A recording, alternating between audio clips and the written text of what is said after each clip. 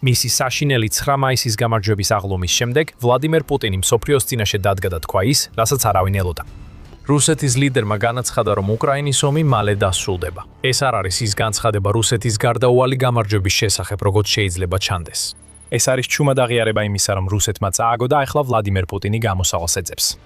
ვლადიმერ პუტინის სიტყვები მიუთითებს იმაზე, რომ თვითონაც კი აცნობიერებს იმ დიდ ცვლილებას, რომელიც უკრაინაში ხდება. ახლა ის ამზადებს რუს ხალხს სპეციალური სამხედრო ოპერაციის მაცხისთვის. ჩვენ გეტყვით, როგორ ხდება ეს, მაგრამ სანამ ამას გავაკეთებთ, უნდა განვიხილოთ ვლადიმერ პუტინის განცხადება.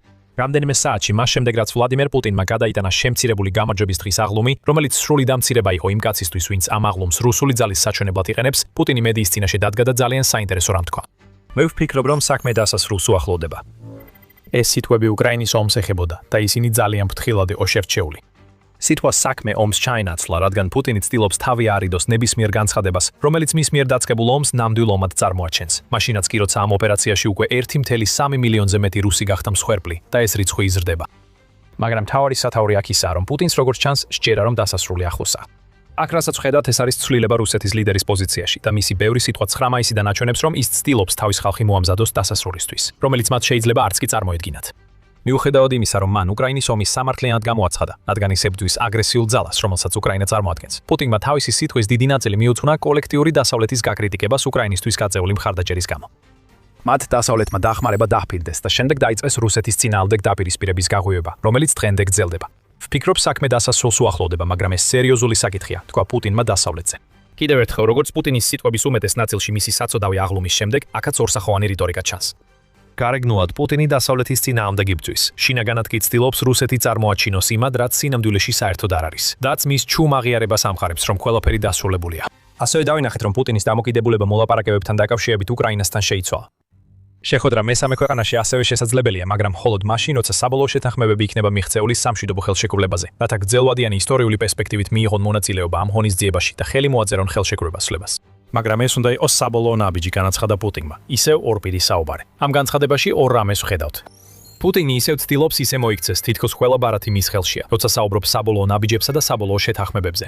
მაგრამ ამ ქედმაღლობის უკან სასუთარკვეთა იმალება. ეს არის პუტინი, როგორც კი შეუძლია მიმართავს ყველას, ვინც მოусმენს, რომ რუსეთი მზად არის შეთანხმებისთვის და იმ ომის დასრულებისთვის, რომელიც თავად დაიწყო. რას გულისხმობთ ამაში? ჯერ გეტყვით, რას არ გულისხმობთ. პუტინის სიტყვები როგორც ყოველთვის მიზნად ისახავს ძლიერი ლიდერის იმიჯის შექმნას, რომელიც სრულად აკონტროლებს სიტუაციას. ამ სიტყვების ერთი ინტერპრეტაცია, რომ პუტინს შეიძლება მართლა სჯეროდეს, რომ რუსეთი უკრაინაში ომის მოგების ვარზეა. მაგრამ თუ ასეა, ეს აჩვენებს, როგორ შეხავს პუტინის შეცდომაში, მისი ილუზიები და სიმართლის მოსმენის უუნარობა გენერლებისგან, რომლებიც უფრო საკუთარ გადარჩენაზე ფიქრობენ, ვიდრე ბრძოლის ველის მდგომარეობის შესახებ ინფორმაციის მიწოდებაზე. რუსეთის შეტევა უკრაინაში არაფრით მიანიშნებს, რომ რუსეთის გამარჯვება მალე მოვა. ჯორჯ ბუშის საპრეზიდენტო ცენტრის მიხედვით რუსეთმა 2025 წელს უკრაინის ტერიტორიის მხოლოდ დაახლოებით 1% დაიკავა. დარჩენილია კიდევ დაახლოებით 80%. ასე რომ ამ ტემპით რუსეთი მხოლოდ 80 წელიწადში თუ გამოაცხადებს გამარჯვებას. ამ მონაცემების ნახვისას ვერავინ ითქვეს, რომ საქმე დასასრულს უახლოვდება. და თუ ვივარაუდებთ, რომ პუტინს მისი გენერლების სიმართლეს ეუბნებიან, ისიც ეწოდინება, რომ 2026 წელი რუსეთისთვის კიდევ უფრო მძიმე იქნება. უკრაინამ სამხრეთში 400 კვადრატულ კილომეტრზე მეტი ტერიტორია დაიბრუნა. დონეცკის ციხესიმაგრეების ხაზზე გაზაფხულის შეტევა შეჩერდა და აპრილში რუსეთმა პირველად აგვისტო 2024 წლის შემდეგ უფრო მეტი ტერიტორია დაკარგა, ვიდრე მოიპოვა, როდესაც უკრაინამ საპასუხო შეჭრა დაიწყო კურსკში. რუსეთის მიერ მიღწეული წარმატებების ტემპი არ გაზრდილა. პირიქით, რუსეთი ყოველთვიურად დაახლოებით 25,000 ჯარისკაცის დანაკარგს განიცდის. ამ ყველაფრის გათვალისწინებით ჩვენ არ გჯერა, რომ პუტინის აღლუმის შემდგომი განცხადებები მიუთითებდა იმაზე, რომ მას გონია რუსეთი მალე გაიმარჯვებს უკრაინაში. თუნდაც ყველაზე თავმოყრილი ლიდერი დაინახავდა, რომ გამარჯვება არ ხდება. ჩვენთვის კი საინტერესოა ის, რაც პუტინის სიტყვების უკან დგას. რაღაც ბევრად უფრო ღრმა ხდება, რაც მიუთითებს, რომ პუტინი ემზადება სრულიად განსხვავებული დასასრულისთვის, ვიდრე ის და მისი ხალხი წარმოიდგენენ. პუტინის სიტყვები არ ეხებოდა რუსეთის გამარჯვების გარდაუვალობას. ეს იყო მომავალი უკანდახევისათვის მზადება. რაც სინამდვილეში ჩანს პუტინის სიტყვებში, არის პროპაგანდით გაჯერებული მანიპულაციური კამპანიის დასაწყისი, რომელიც გამოიყენება იმისთვის, რომ რუსი ხალხი მოამზადონ რუსეთის უკრაინიდან გასვლისთვის. პუტინის ღია და საჯარო საუბრები სამშვიდობო მოლაპარაკებებზე ამის ნიშანია. მაგრამ შესაძლოა ყველაზე დიდი ნიშანი იმისა, რომ პუტინი ცდილობს იპოვოს გამოსავალი თავისი შეჭრისგან, არის ის, რომ მან თავის სიტყვაში სცადა რუსეთის მსხვერპლად წარმოჩენა, აგრესორის ნაცვლად. მოისმინეთ, რას ამბობს პუტინი დასავლეთზე. უფრო მეტადაც კი ვიდრე უკრაინაზე, პუტინი ცდილობს დასავლეთი წარმოაჩინოს რუსეთის მთავარ საფრთხედ.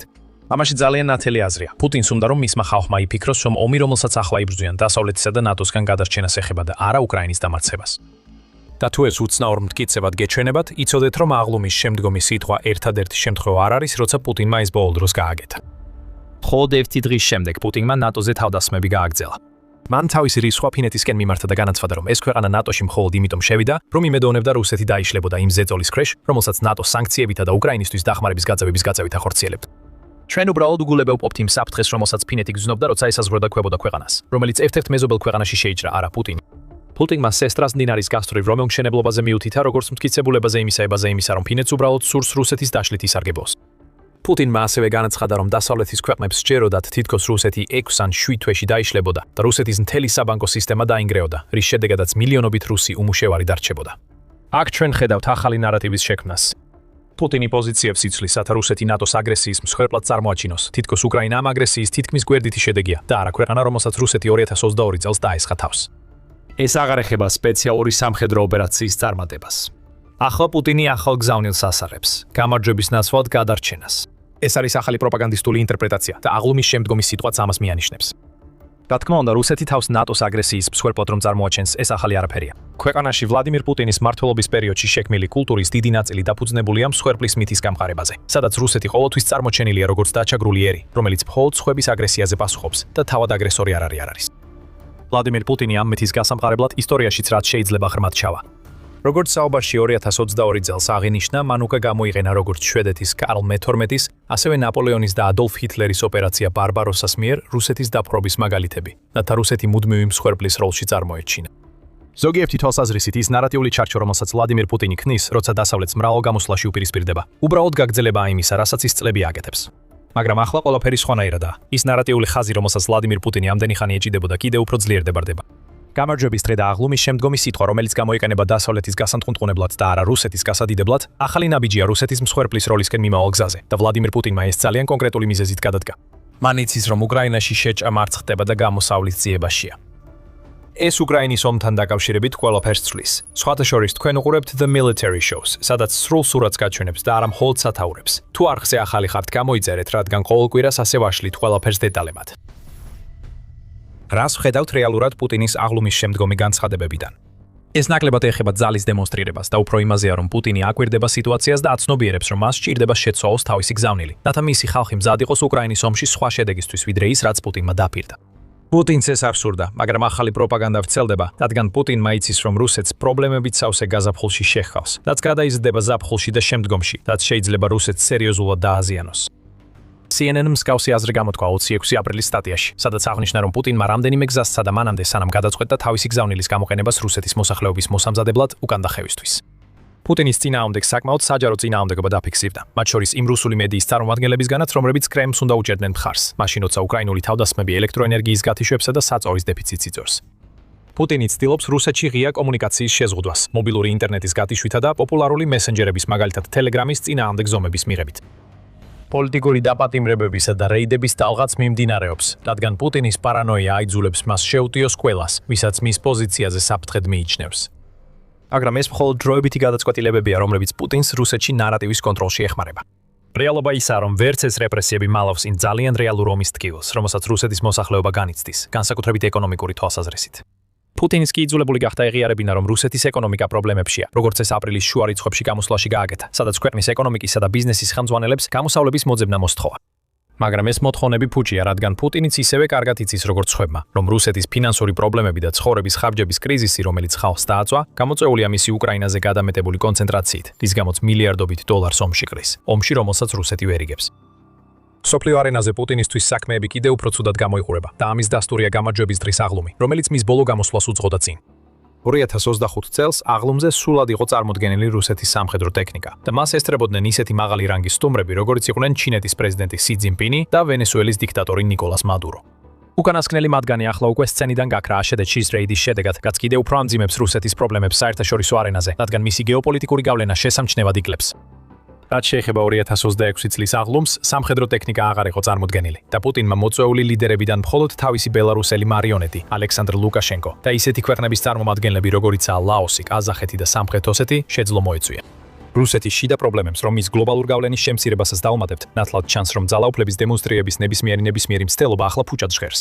პუტინიც ამას კარგად იცის. და სწორედ ამიტომ მისი აღლუმის შემდგომი გამოსვლის გზავნილები უფრო რუსეთის მოსახლეობისთვის იყო განკუთვნილი, ვიდრე დასავლეთის ქვეყნებისთვის, რომლებსაც თითქოს მიმართავდა. პუტინის მიერ უკრაინასთან მოლაპარაკებებისთვის მზადყოფნის აღნიშვნა განსაკუთრებით მროვისქველია, მრავლისმთმელია. ეს გვაჩვენებს, რომ რუსეთის პრეზიდენტი ცდილობს სპეციალური სამხედრო ოპერაციის სხვა შედეგი გაყიდოს საზოგადოებას, ვიდრე ადრე ცდილობდა. თავდაპირველად პუტინმა მთელი უკრაინა შესთავაზა. შემდეგ, როცა ნათელი გახდა, რომ ეს არ მოხდებოდა, მან რუს ხალხს დონეცკის დაპყრობა შესთავაზა. მაგრამ რადგან რუსეთის შეტევა ამ რეგიონში ჩერდება და უკრაინა თავის წარმატებებს აღწევს, პუტინს ახლა საუკეთესო შემთხვევაში შეუძლია შესთავაზოს რაიმე სახის სამშვიდობო შეთანხმება, რომელიც რუსეთს უკრაინიდან გაიყვანს. არა თავად უკრაინის გამო, არამედ იმ ყალბი დასალური საფრთხის გამო, რომის არსებობაშიც პუტინი თავის ხალხს არწმუნებს, თითქოს რუსეთი მსხვერპლია. პუტინი ახლა ახალ ნარატივს ქმნის, რადგან იცის, რომ კუთხეშია მიმზღდეული. ის ხედავს, რომ რუსეთში ხალხი მის წინააღმდეგ ტრიალდება და აღარ სჯერა მისი წარსული მესიჯებისა უკრაინაში დომინირების შესახებ. მიუხედავად კრემლის სრული ინფორმაციული კონტროლისა, რუს ხალხს ესმის, რომ პუტინის წარსული განცხადებების ფონზე რუსეთის გამარჯვებას 4 წელი და მეტი არ უნდა სჭირდებოდეს. ისინი ასევე ხედავენ ფასების ზრდას და ათასობით ადამიანს, რომლებიც ფრონტის ხაზზე მიდიან და აღარ ბრუნდებიან. თუნდაც სახელმწიფო სააგენტოების მიერ ჩატარებული რეიტინგის გამოკითხვებიც კი აჩვენებს, რომ საზოგადოებრივი აზრის ტალღა პუტინის წინააღმდეგ იცვლება. VTS-IOM, რომელიც კრემლის სახელით ატარებს გამოკითხვებს, იუწყება, რომ პუტინისადმი მხარდაჭერა მის ხალხში 74%-დან შემცირდა. პროცენტიდან თებერვალში 65.5%-მდე აპრილში, იუწყება El-Paisi. შეიძლება ეს ასეთი მკვეთრი ვარდნა არ ჩანდეს, მაგრამ ქვეყანაში, სადაც ხალხს შურისძიების შიშით ხმის ამოღების ეშინია, ეს ძალიან დიდია და პუტინი ამას კარგად იცის. ამ შიდა ცვლილებების დანახვის შემდეგ პუტინი ახლა ცდილობს სამშვიდობო შეთანხმება რუსეთის გამარჯვებად წარმოაჩინოს. ეს ასე არ არის. სამშვიდობო შეთანხმებისკენ სწრაფვა ნიშნავს ყველაფრის კაპიტულაციას, რასაც პუტინი ამ სპეციალური სამხედრო ოპერაციით დაპირებდა და ის ამას კარგად იცის. აი რატო ამტკიცებს თავის გამოსვლებში, რომ რუსეთი ნატოს მსხვერპლი. ასე რუსეთი უკრაინასთან არ მარცხდება, ის დასავლეთისგან თავის დასაცავად იხევს უკან. მაგრამ უნდა დავსვათ კითხვა, რატომ ახლა?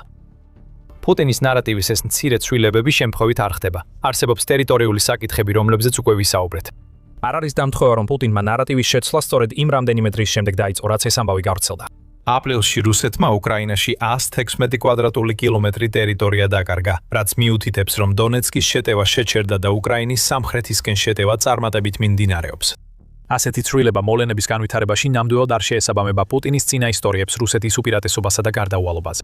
მაგრამ თუნდაც ახლა გზავნილები რუსი ხალხის მოსამზადებლად იქნება, პუტინის მხრიდან სამშვიდობო მოლაპარაკებების ხსენებისა და იმის მტკიცებისა, რომ უკრაინის ომის დასასრული ახლოვდება, რეალური მიზეზი მარტივია.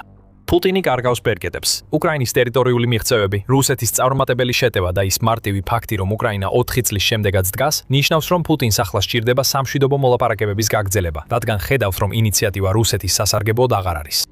პუტინმა იცის, რომ თუ ის დააყენებს გაზაფხულების გაზაფხულისა და ზაფხულის შეტევების დასრულებდასრულებდე, მაშინ დონეცკი მაინც არ დაეცემა, მაშინაც კი როცა უნდა დაცემულიყო და რუსეთი კიდევ უფრო სუსტად გამოჩნდება, ვიდრე ახლა ჩანს.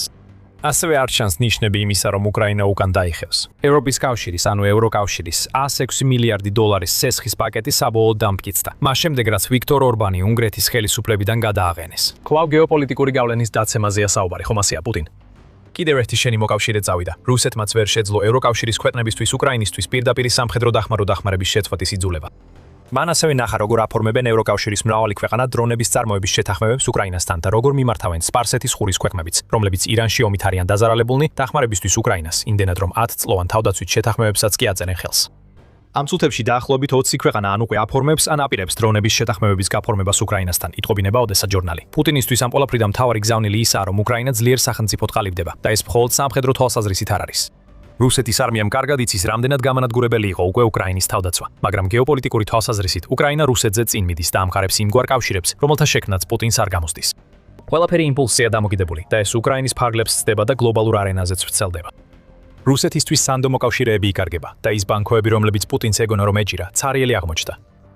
პუტინის ბანკოები სინამდვილეში აჩვენებს აუტანელ დანაკარგებს, ნელ მცოცავ წინსვლას, რომელიც ნელ-ნელა უკუღმა ბრუნდება, ჩამოშლილ გეოპოლიტიკურ გავლენას, განადგურებულ ეკონომიკას და ლიდერს, რომელიც სასუწარკვეთილად ცდილობს ქვეყნის შიგნით ყველაფერი შეკავლის შეინარჩუნოს, მაშინ როცა საზოგადოებრივი აზრი მის წინააღმდეგ ტრიალდება. აი ეს მოაქვს პუტინს სამშვიდობო მოლაპარაკებების მაგიდაზე და სწორედ ამიტომ ცდილობს ახლა ყველაფერი გაანარდოს. ამაში არაფერი შეიცვლება რუსეთისთვის მომავალშიც.